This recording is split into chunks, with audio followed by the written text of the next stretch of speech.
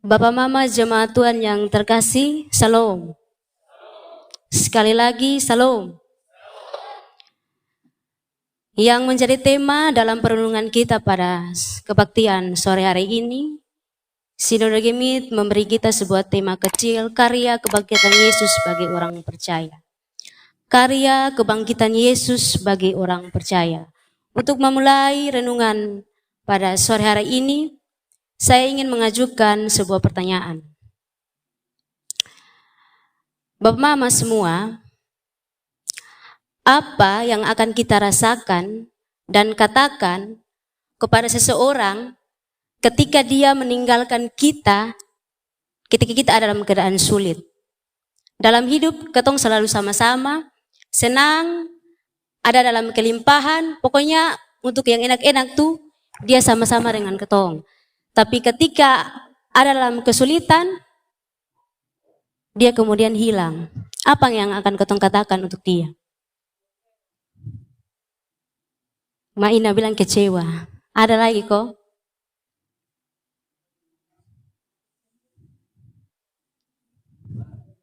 Marah.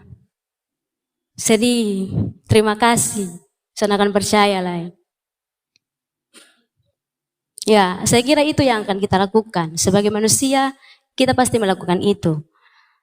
Dalam kehidupan kita sebagai orang percaya, kita tidak pernah terlepas dari yang namanya ketakutan, persoalan, dan juga pergumulan dalam hidup. Yang kadang-kadang membuat kita sedih, cemas, takut, gelisah, dan tidak berdaya. Firman Tuhan yang kita baca pada saat ini juga menceritakan bagi kita bahwa murid-murid Yesus juga mengalami hal yang sama. Ketika mereka ditinggalkan oleh Yesus. Yesus menderita, disalibkan, mati, dikuburkan, dan meninggalkan mereka. Dalam keadaan rasa takut, cemas, kemudian Yesus bangkit. Bapak Mama, ketika Yesus bangkit, Yesus menampakkan diri kepada murid-muridnya. Namun ada beberapa murid yang tidak mengalami perjumpaan langsung dengan Yesus. Sehingga yang son dapat perjumpaan langsung dengan Yesus tuh, dong takut. Yang su berjumpa dengan Yesus ketika Yesus bangkit juga dong takut. Dong son kenal kalau itu Yesus. Dan kemudian dalam berita kebangkitannya, ada versi-versi cerita yang kemudian beredar pada saat itu. Ada dua versi yang beredar. Versi yang pertama itu, Bapak Mama, versi dari perempuan yang pagi-pagi pergi ke kubur Yesus. Dan kedua, versi para prajurit yang menjaga kubur Yesus. Versi yang pertama, versi para perempuan, di situ mereka mengatakan bahwa Yesus benar-benar bangkit. Kuburnya sudah kosong dan kebangkitannya itu kemudian disampaikan oleh para malaikat. Dan juga diikuti dengan beberapa kali penampakan yang ditunjukkan kepada para murid-murid. Sedangkan versi yang kedua, Bapak Mama, itu versi para prajurit. Mereka mengatakan bahwa Yesus itu sonde bangkit. Dan rupanya para prajurit sudah dibayar oleh para Mahkamah Agung saat itu. Jadi dong bikin satu cerita, bilang Yesus itu son bangkit. Yesus mayat tuh dicuri oleh para murid ketika mereka tidur. Jadi itu berita tuh disesuaikan dengan uang yang sudah dibayar kepada mereka. Jadi dong bikin satu cerita-cerita yang tidak benar tentang Yesus. Bapak Mama semua yang dikasihi oleh Tuhan kita Yesus Kristus, ketika mendengar berita itu, para murid-murid kemudian takut dan cemas. Kenapa dong takut? Karena sebagai orang yang dekat dengan Yesus, yang sama-sama dengan Yesus ketika Yesus hidup di berbagai situasi, dong sekarang sendiri dan tiba-tiba ada beredar berita yang begini. Dong sun punya daya, dong sun punya kekuatan untuk melawan. Karena dong sendiri. Dan itulah yang membuat mereka takut. Dalam ketakutan itu, mereka kemudian berupaya untuk berkumpul. Dalam teks yang kita baca tidak dijelaskan di mana mereka berkumpul, tapi kalau kita baca dalam Injil Yohanes pasal 20 ayatnya yang ke-19, di situ dikatakan mereka berkumpul dalam satu ruangan. Di situ pintu ditutup, jendela ditutup semua. Dan kemungkinan kecil untuk orang lain dengar apa yang dong omong. Jadi dong dalam keadaan takut, cemas, gelisah. Dong omong ini kira-kira karmana ini. Kalau katong keluar ke orang tanya, sang katong bilang apa? Yesus sudah bangkit, mari bukti di mana? Dalam keadaan takut, mereka berbicara tentang itu. Dan dalam merasa takut, gelisah, kemudian Yesus hadir di situ. Bapak Mama bayangkan ketika katong ada omong hal yang serius dalam keadaan takut, tiba-tiba orang yang katong omong itu datang. Datang, pintu ada tertutup, jendela ada terkunci, tiba-tiba dia datang baru dia bilang, "Salam, damai sejahtera." Kira-kira katong perasaan ke mana? Ketika baca ini teks, beta coba renungkan. Kalau beta jadi murid-murid, pintu biar terkunci, jendela terkunci, juga mungkin orang pertama yang akan bongkar itu pintu dong lari. Karena dalam keadaan takut, dalam keadaan yang tidak berdaya. Ketika seseorang ada dalam keadaan takut, sudah mungkin dia bisa berbuat apa-apa. Dan yang unik dari perjumpaan itu, perjumpaan Yesus dengan murid-muridnya, Yesus melakukan 3 tindakan unik. Dalam teks ketika beta baca, beta temukan 3 hal. Yang pertama, Yesus meminta para murid melihat dia dengan matanya. Dan kemudian Yesus juga menyuruh muridnya untuk raba bepun tangan, bepun bekas luka yang pada waktu itu beta disalibkan. Yesus mau meyakinkan para muridnya bahwa beta ini benar-benar Yesus. Beta adalah Tuhan yang sudah bangkit. Tapi murid-murid tidak percaya. Hal kedua yang Yesus buat yaitu dia meminta para muridnya untuk memberikan dia makanan. Dalam teks yang ketong baca, Tuhan minta ikan goreng. Dan kemudian dong kasih Tuhan dan Tuhan makan. Ini memberi arti dan memberi bukti bagi kita bahwa dia benar-benar Yesus. Kalau setan, mungkin dia bisa makan. Atau ada di sini yang pernah dapat lihat atau repus setan biasa makan. Ada kok Bapak Mama? Son ada.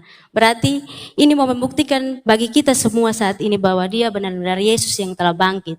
Kalau setan mungkin punya tubuh secara fisik, dia cuma roh yang melayang-layang dan sebagainya. Hal yang ketiga Bapak Mama, Yesus kemudian mengingatkan mereka lagi tentang kenangan-kenangan bersama mereka, tentang hal-hal pengajaran-pengajaran yang telah Yesus ajarkan kepada mereka. Jadi Yesus berusaha untuk orang bilang revisi kembali hal-hal, pengalaman-pengalaman iman yang telah Yesus lakukan bersama mereka ketika pada saat-saat itu, masa-masa itu. Hal itu tujuannya jelas, supaya meyakinkan para murid, menghilangkan para murid, memulihkan mereka dari rasa takut, rasa tidak berdaya yang sedang mereka alami. Bapak Mama jemaat Tuhan yang diberkati, dari kisah yang telah kita baca dan kita dengar pada sore hari ini, apa yang mau kita belajar dari teks ini?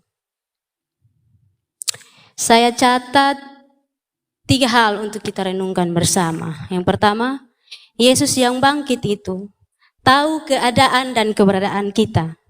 Yesus tahu perasaan dan keadaan yang kita alami. Yesus tahu juga keadaan dan keberadaan dan apa yang dialami oleh para murid. Sebagai orang-orang yang percaya kepadanya, kita mesti meyakini bahwa Yesus pasti akan terus ada bersama-sama dengan kita. Hidup sebagai orang yang percaya kepada Kristus tidak terlepas dari yang namanya pergumulan dan juga persoalan dalam hidup. Tapi hari ini dalam bacaan kita mau mengajarkan pada kita bahwa hidup sebagai orang Kristen, hidup sebagai orang yang percaya akan kebangkitan Yesus, haruslah hidup di dalam persekutuan yang selalu percaya kepadanya. Kenapa? Karena dia adalah Immanuel, dia adalah Allah yang akan terus menyertai kita dalam setiap pergumulan kehidupan kita. Baik susah, senang, sakit, sehat, Tuhan selalu ada bersama-sama dengan kita. Seperti yang telah kita baca dalam teks kita pada sore hari ini. Untuk segala persoalan dan pergumulan kita, Yesus pasti akan hadir dan berjumpa di situ. Dia tidak hanya hadir, tapi dia juga hadir untuk memulihkan kita. Jadi sebagai orang yang percaya, kita tidak perlu takut untuk menjalani kehidupan kita hari lepas hari. Kita tidak boleh bimbang, kita tidak boleh merasa cemas dan takut. Kalau ada persoalan, pergumulan, ada masalah yang kemudian datang menguasai kita tidak boleh takut.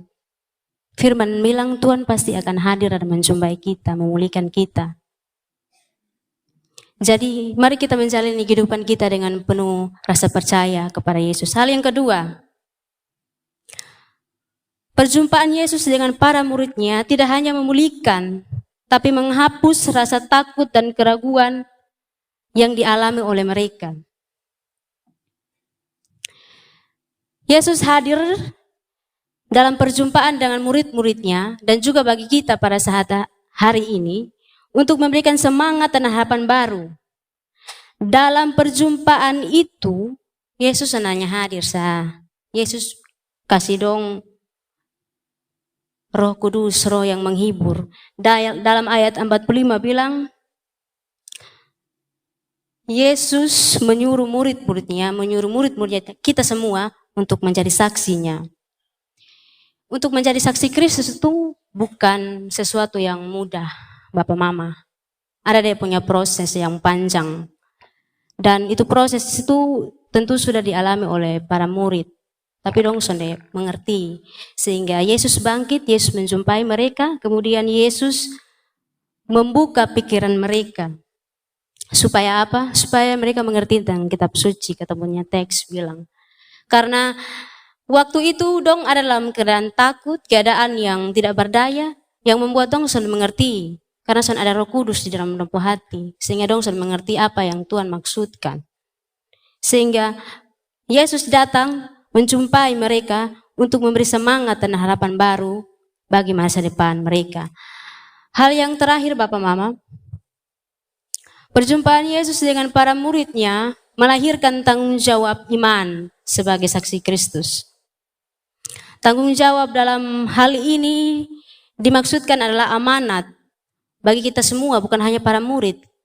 Bagi kita semua untuk bersaksi seperti yang tadi Nats pembimbing sudah katakan bagi kita.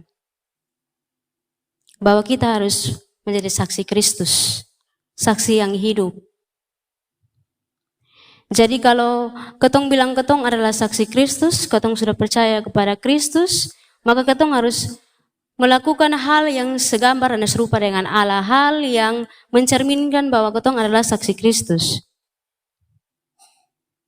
Bukan ketong bilang ketong adalah saksi Kristus, orang Kristen, orang percaya, tapi dalam kehidupan sehari-hari, dalam tingkah dan laku kita tidak mencerminkan sebagai saksi Kristus. Kita masih nyaman, masih suka bikin dosa.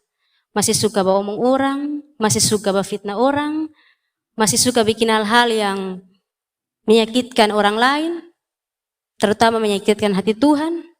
Masih suka sulit untuk memaafkan, dan sebagainya Bapak Mama. Kalau kita bilang kita percaya kepada Kristus, maka kita harus benar-benar menjadi saksi Kristus. Karena apa? Karena ketika Tuhan datang menjumpai para muridnya, dia memberikan tanggung jawab baru. Sebagai saksi Kristus kita mesti mengerti bahwa kita diberikan tanggung jawab baru oleh Tuhan menjadi saksi Kristus, bukan saksi setan. Jadi jangan mengaku bilang beta orang Kristen, be percaya Tuhan, be hamba Tuhan, be abdi Allah, tapi dalam kehidupan sehari-hari sudah mencerminkan tentang orang yang percaya kepada Kristus, tapi bikin hal-hal yang son baik. Yang son baik dong itu setan punya. Kalau yang baik itu Tuhan punya. Jadi kalau ketong percaya Kristus tapi masih bikin hal dosa, masih bikin hal-hal yang sama, nanti orang lihat ketong, orang bilang begini, ini manusia kok setan. Nanti ada juga yang bilang, oh dia itu manusia, tapi dalam keadaan-keadaan tertentu dia bisa cosplay jadi setan. Jadi maklum sah. Nah itu tidak menggambarkan bahwa kita telah menerima tanggung jawab baru dari Kristus. Kita sudah menjadi saksi Kristus, tapi kita menjadi saksi setan. Bapak Mama jemaat Tuhan yang diberkati oleh Tuhan, marilah kita hidup dalam ketaatan bersama Tuhan. Kalau mau jadi saksi Kristus, berarti kita harus memberi diri untuk hidup taat, mau diproses lewat apa? Lewat firman Tuhan yang kita pelajari hari lepas hari. Supaya apa? kelak kita menjadi saksi Kristus yang dapat menyatakan karya Kristus lewat tindakan dan perbuatan kita hari lepas hari. Kiranya Roh Kudus memberkati kita dengan firman-Nya. Amin.